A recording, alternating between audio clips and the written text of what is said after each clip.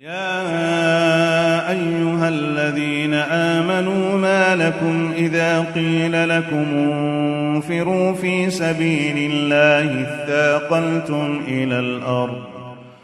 أرضيتم بالحياة الدنيا من الآخرة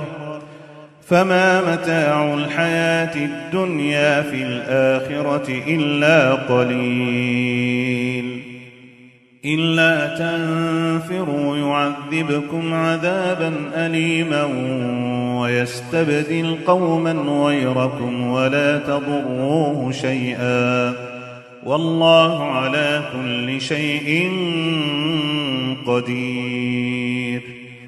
إلا تنصروه فقد نصره الله إذ أخرجه الذين كفروا ثاني اثنين إذ هما في الغار إذ يقول لصاحبه لا تحزن إن الله معنا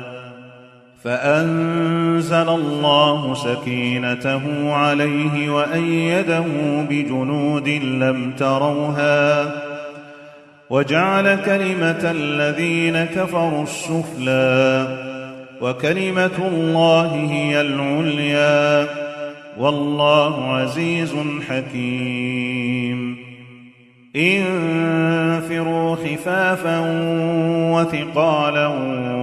وجاهدوا بأموالكم وأنفسكم في سبيل الله ذلكم خير لكم إن كنتم تعلمون لو كان عرضا قريبا وسفرا قاصدا لاتبعوك ولكن بعدت عليهم الشقة وسيحلفون بالله لو استطعنا لخرجنا معكم يهلكون أنفسهم والله يعلم إنهم لكاذبون عفى الله عنك لم أذنت لهم حتى يتبين لك الذين صدقوا وتعلم الكاذبين لا يستأذنك الذين يؤمنون بالله واليوم الآخر أن يجاهدوا بأموالهم وأنفسهم والله عليم بالمتقين إنما يستأذنك الذين لا يؤمنون بالله واليوم الآخر وارتابت قلوبهم فهم في ريبهم يترددون ولو أرادوا الخروج لأعدوا له عدة ولكن كره الله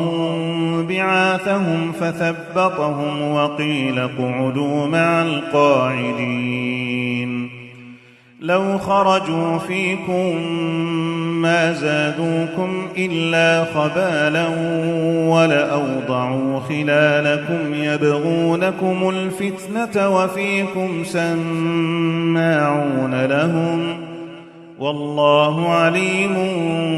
بالظالمين